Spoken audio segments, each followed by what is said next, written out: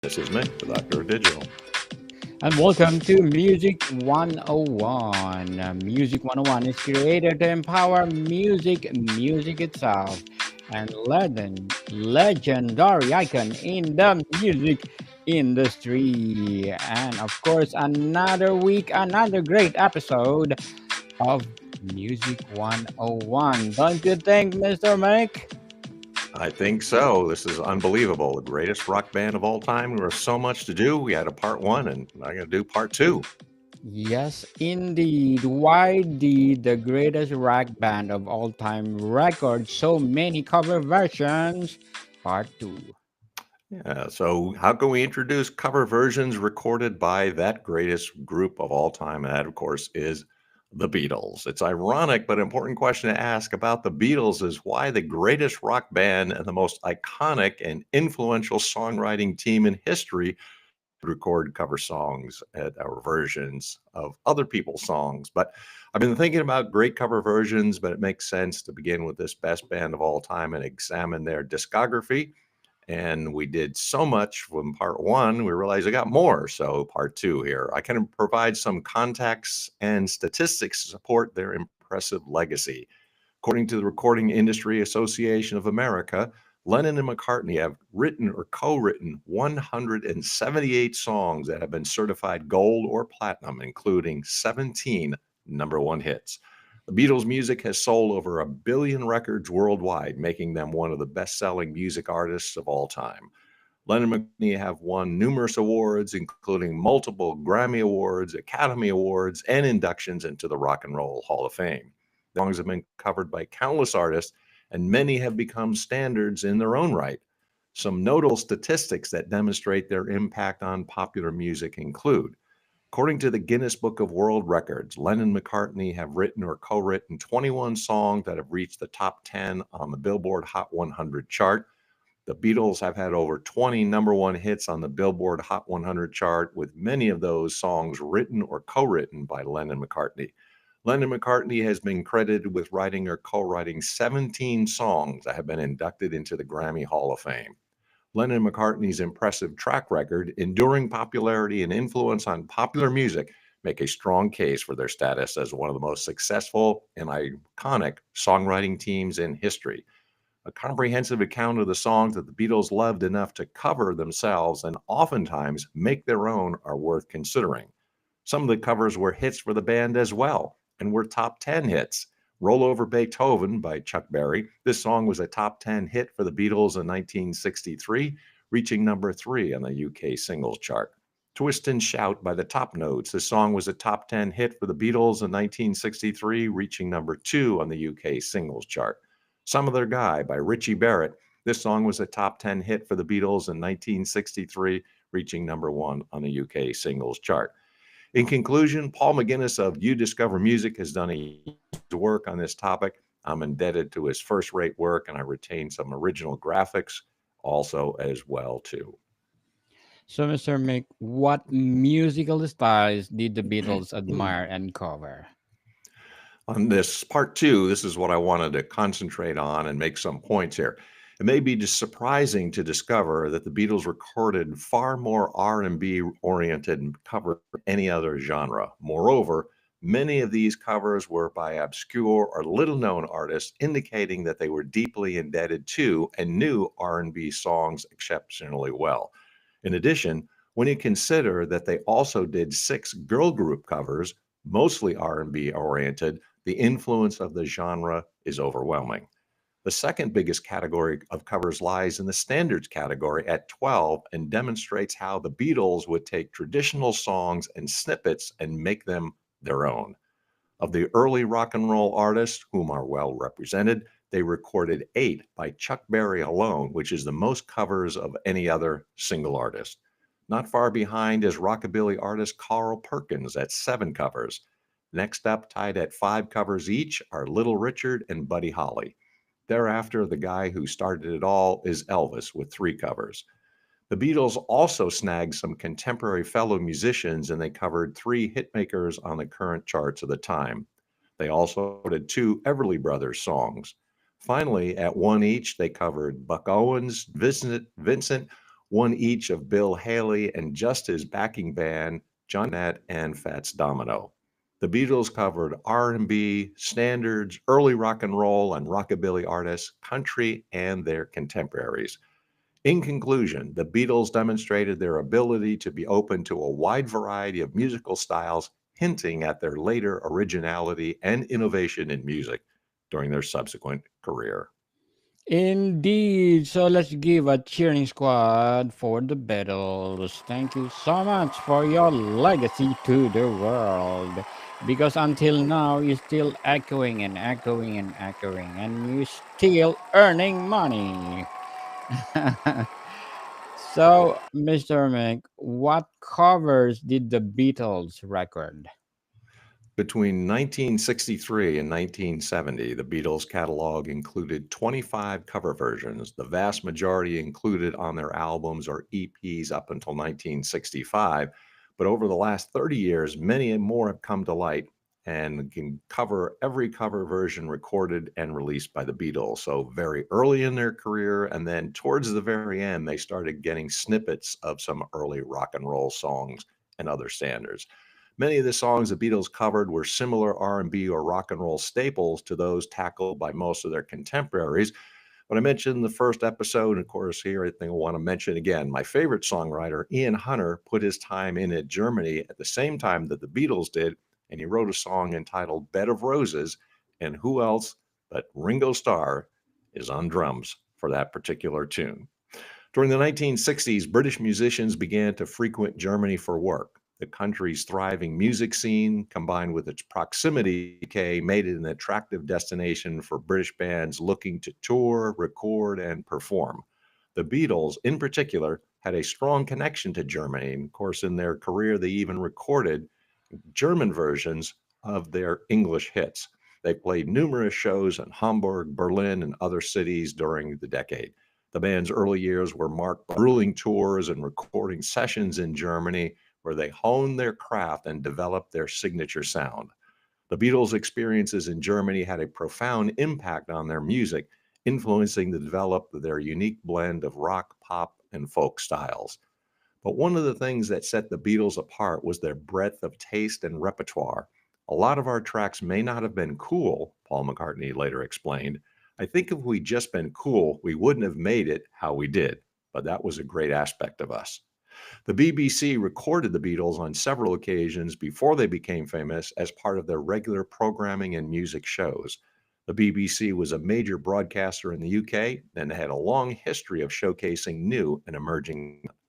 In the early 60s, the BBC was looking to promote new music artists, and they saw the Beatles as a promising young band with a unique sound. I think they're right on the track here. They invited the band to perform on several of their popular music shows, including Top of the Pops program, which was a weekly showcase for the latest hits. The BBC also recorded the Beatles for their Saturday Club program, which is a popular music show that featured live performances by up and coming artists. The band performed on the show several times. The BBC's decision to record the Beatles before they were famous was likely due to a combination of factors, including their growing popularity in Liverpool and Hamburg, as well as the band's unique sound and style. The BBC was always on the lookout for new and exciting talent, and they saw the Beatles as a band with a lot of potential. It's worth noting that the BBC's recording of the Beatles were not just limited to their early days. The band continued to perform on BBC programs throughout their career, and many of these recordings have been released over the years. After the initial 25 songs released during their lifetime, a great number of those listed were recorded live in session for the BBC and feature on 2 volumes of archived BBC releases. The remainder were unearthed for their anthology project in 1994 or for the 50th anniversary deluxe editions of their later period albums. In conclusion, fortunately for us and the BBC and others, we began to hear all of what influenced the Beatles, all of their songs that they wanted to play, all the ones that they were influenced by. And if you wouldn't mind, maybe we should take a look at some of the songs that they did record we didn't have time to get to on part one because there is a bunch of them. Certainly. Beatles, again, thank you so much for the songs and melodies that you created. So, Mr. Mick, the Beatles recorded a good deal of R&B oriented songs. Can you provide examples of these and other songs? Yeah, and they had an interesting way of going about it because they didn't always pick the biggest or the most famous, but they had a real grasp of the music. And that's what you can see from them because they started going through their own archives and got some of the songs that they really like. So I'll give you an example of this, and this is a great place to start. They recorded Bad Boy, recorded at the same session as their Larry Williams number, Dizzy Miss Lizzie. Bad Boy was something of a rarity for British Beatles fans. Recorded in 1965 and released then on the Capitol US Beatles 6 album, it was unavailable in the UK for 18 months until it appeared on the 1966 compilation, A Collection of Beatles Oldies. The Beatles version is heavier and more direct than Williams's original, and it's notable for Lennon's uncompromising vocal. Then there's another song, Maggie May. After 1965, the Beatles only recorded and released original songs on their albums until the release in 1970 of Let It Be, which featured a snippet of a traditional Liverpool folk song about a prostitute named Maggie May, who was deported to Botany Bay after being found guilty of robbing a homeward bounder or a sailor returned from a trip. The album credits the song as Trad R, which is trad traditional, arranged by Lennon and McCartney, Harrison, and Starr, meaning the four Beatles would receive equal songwriting credit for the royalties on this 39-second ditty. A longer version appears on the 50th anniversary edition of Let It Be. And of course, that's a note of the songwriting credits and the money because Lennon and McCartney really monopolized the records that were actually recorded and released. A little bit frustrating for George. That was one of the things that led to their breakup. Here's one song where they all got songwriting credit.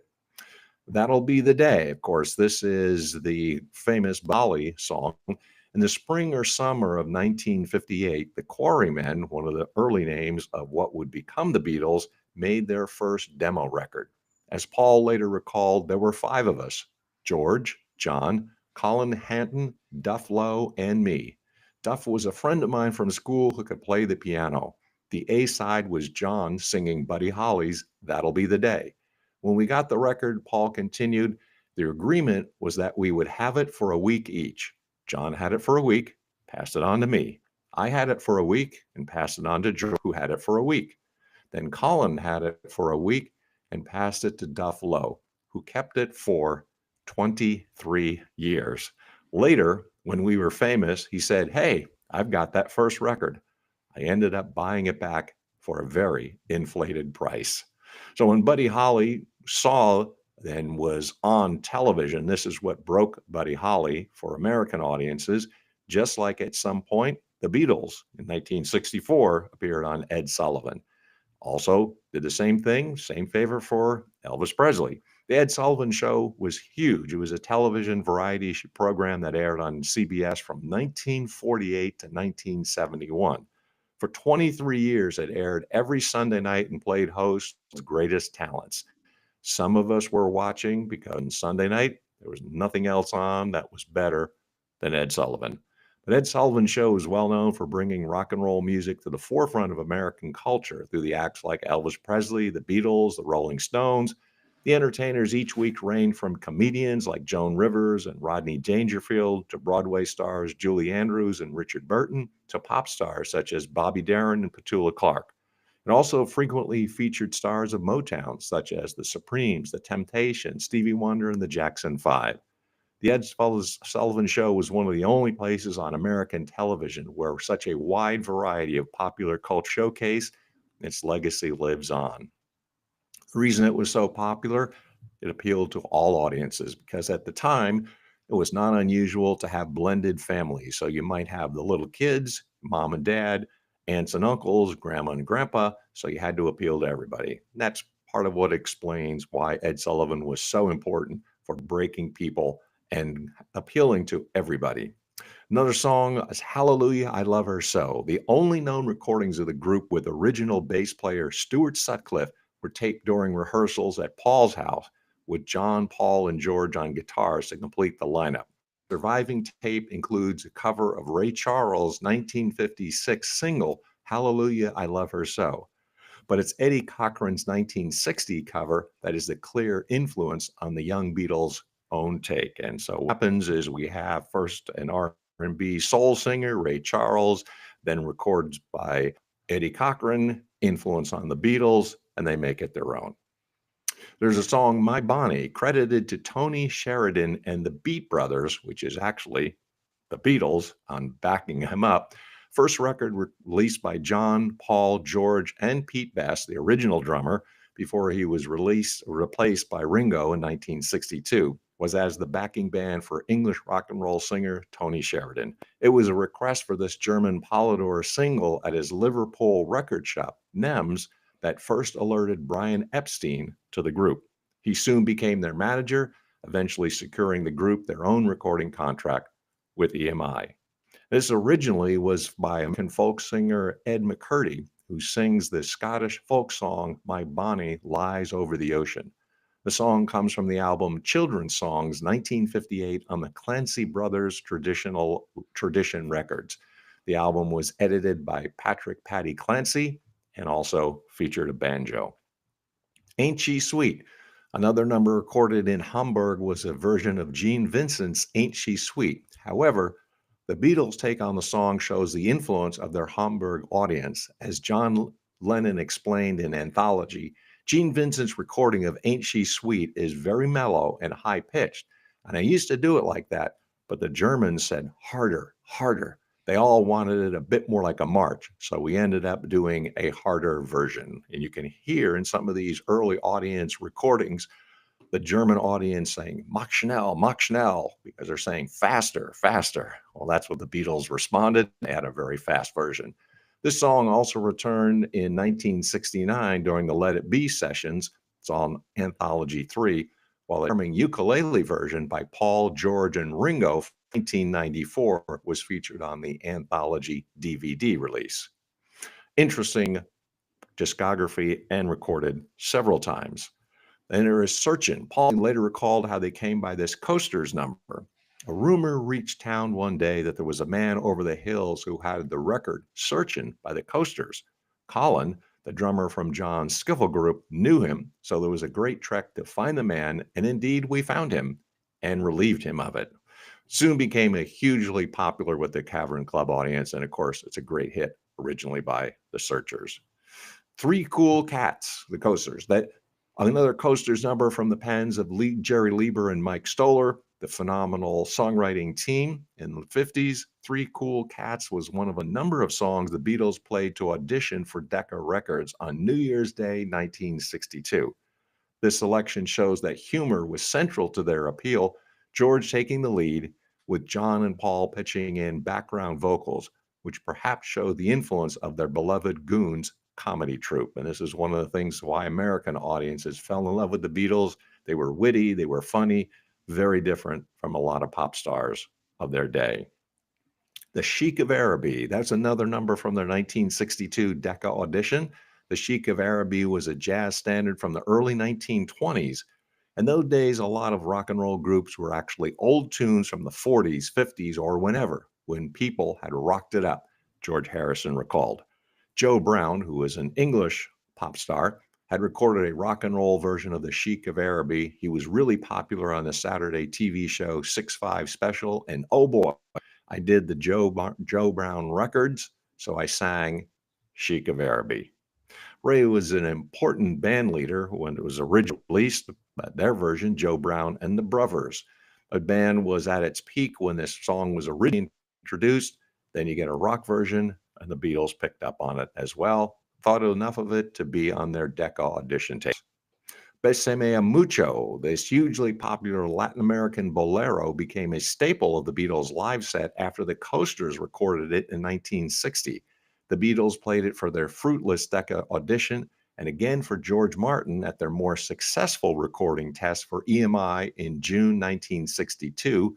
This can be heard on Anthology 1, such as their affection for the song that it bookended their career was also featured in the 1970 Let It Be movie.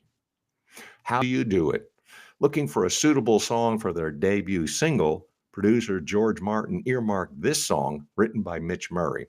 However, the Beatles had other ideas. They dutifully rehearsed it and recorded the song, and you can hear it on Anthology 1, but they weren't keen on it, as you can tell from their somewhat lackluster performance, which suggests that. Instead, they wanted to play their own and record Love Me Do. I think people have heard of that, and the rest is history. Of course, that was their first big hit. Now, the song also has an interesting history as well, because How Do You Do It was also a song by the British rock band Jerry and the Pacemakers, released in 1963. And although not for the Beatles, it was a hit single for that band. It reached #1 on the UK singles chart. The song's catchy melody and lyrics, which ask the question, How do you do it? In reference to romantic conquest, have made it a beloved classic of the British invasion era. Lend Me Your Comb. Such was the Beatles' rapid rise to fame that less than a year after signing with EMI, the BBC gave them their own radio series, Pop Go the Beatles. And with their mop top haircuts causing such a stir, it was appropriate they should pick Carl Perkins' Lend Me Your Comb as one of the songs to perform on the show. It was a hit for him, 1957, and the Beatles played this song on stage from 1957 to 1962, sung by John and Paul, and recorded it in December 1992 in Hamburg. And they also came back to it in July of 1963 for the BBC radio show Pop Go the Beatles, and they must have liked it so much and so well, John Lennon recorded his own solo version for the unreleased film soundtrack Clock in 1971. Paul McCartney also recorded it on his Chaka BCCCP sessions, July 1987, but this has not been released thus far. Another interesting song is Moonlight Bay. The Beatles loved the music, of course, but also for their charisma and humor. The short burst of Moonlight Bay was recorded as part of a TV skit with legendary English comedy duo Morecambe and Wise in 1963. The Fab Four donned boaters and striped blazers in the music hall tradition, while comedian Eric Morecambe wore a collarless jacket and a Beatles wig. Over 30 years later, Paul picked this as his favorite Beatles TV appearance. Moonlight Bay is a rather pleasant song that was written by Percy Wenrich, lyrics by Edward Madden, and sung by the American Quartet. It was published in 1912 and was a huge hit. Story how long it can survive, because the Beatles liked it, the comedians liked it, and it's something like the enduring point of music that it can last for a long time. And there's Shout, Around the Bells, a 1964 British TV special which saw the group perform a selection of hits and covers as live to a studio audience in the round. They included the version of the Isley Brothers' 1959 call and response recording, which would become a UK hit in the hands of Scottish singer Lulu within a week of the show's broadcast. The Isley Brothers were highly influential, successful, and long-running American music group consisting of different lineups of 6 brothers and a brother-in-law. They started their career in the gospel performing circuit in the early 1950s, eventually crossed over to secular music, and found modest success doo-wop until the release of their first million-seller hit, Shout, in 1959. Leave My Million. Kitten, Million shout. million, yes, why not? Why not? Go ahead, Mr. Mick. So Leave My Kitten Alone. Such was their efficiency that very, very few songs were taped for Beatles records and not released. But one such recording came late during an August 1964 session for their 4th long player, Beatles for Sale. An R&B hit for Little Willie John, Leave My Kitten Alone, featuring John on double-track vocal, remained unheard until the 1995 release of Anthology 1. Rip It Up. During the Get Back session, which would eventually be released on the Let It Be album and film, The group spent large chunks of their time playing old numbers from their Hamburg and Liverpool days, including Rip It Up as part of a medley of old rockers released on Anthology 3. And that, of course, was a big hit late in the 50s for Little Richard. There's Shake, Rattle, and Roll. No self respecting rock and roll band in the late 50s and early 60s would have been without this standard. While blues shouter Big Joe Turner first released the song in 1954, it was another version released that year by Bill Haley and the Comets that made it such a staple, and most early rock groups began to record that because of the Bill Haley version. Blue Suede Shoes. Paul McCartney recalled how this song had been in their set before they'd even played at the Cavern Club. In the early days, the Cavern only booked jazz and blues artists and frowned upon upstart rock rollers like ourselves. We fibbed about our repertoire and managed to get a date there where we proceeded to announce songs like Long Tall Sally as being written by Bleb and Jefferson, the blues singer, of course, and Blue Suede Shoes, the famous creation of the legendary blues artist Leadbelly. Well, of course, that had nothing to do with what they're doing. They were really playing rock and roll and Billy. Originally, the song, of course, was released by Carl Perkins, big hit for Elvis Presley as well. And this is the way they snuck into getting all their music played. So, Mr. Mick, how we can conclude this episode? Yeah, it's so interesting to hear and to see what songs were influencing the Beatles, and it was so much of R&B and so much of standards and older songs that they took and made their own. So here you have this a certain amount of irony here. The greatest songwriters of all time, greatest rock band of all time, and yet they really show the influence of the R&B songs, the girl groups of their time, taking standards and making things their own because what they had done was, of course, become more and better at what they really did, which was their own music and their own original songwriting. But they really showed a huge debt to the things that they had done in terms of their tradition and in terms of being live performers for so long, especially during that late 1950s and early 1960s period in Germany, where they had to play sometimes up to 7 and 8 hours a day. So if you're going to hone your craft, you're going to really know what it needs to be done. So their extensive catalog of cover versions is a testament to their eclectic taste and dedication to their craft. Despite being one of the most influential and innovative bands in rock history, the Beatles never shied away from paying homage to their musical heroes and contemporaries.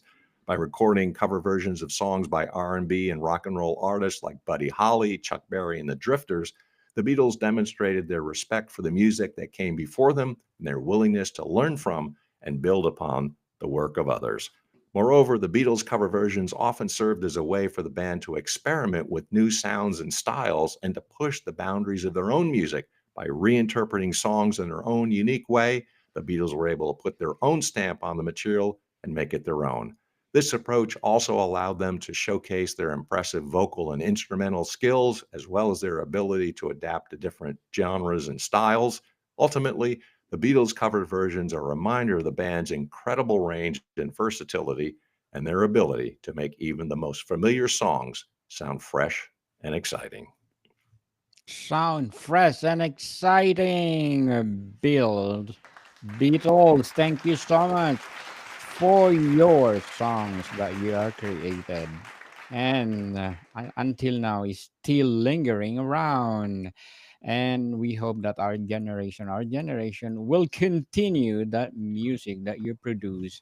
The greatest rock band of all time, such as the Beatles, record an extensive number of cover versions of various reasons, each deeply tied with their musical roots, industry demands, and creative evolution.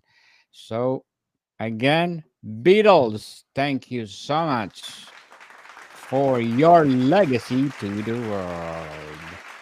So, Mr. Mick, would you like to plug in something? Sure, I don't mind if you do. So allow me to. So, the Doctor Digital podcast and also the Idea to Author Coach on Facebook. Join me there. A couple books out on Amazon, Burning America and On Track Ian Hunter. Check those out. Have a conversation about writing yourself. And I'd love to talk to anybody. Till next time, Deus Volt. Yes, people, I want to plug in also our baby podcast, Mental Health 101, in its first season, people, with, of course, Mr. Mick, the Doctor of Digital. So please go listen, Mental Health 101, wherever you listen your podcast. So, Mr. Mick, thank you for your time. Thank you, Mr. Daniel. Good to see you, my friend. Monica, people, see you soon.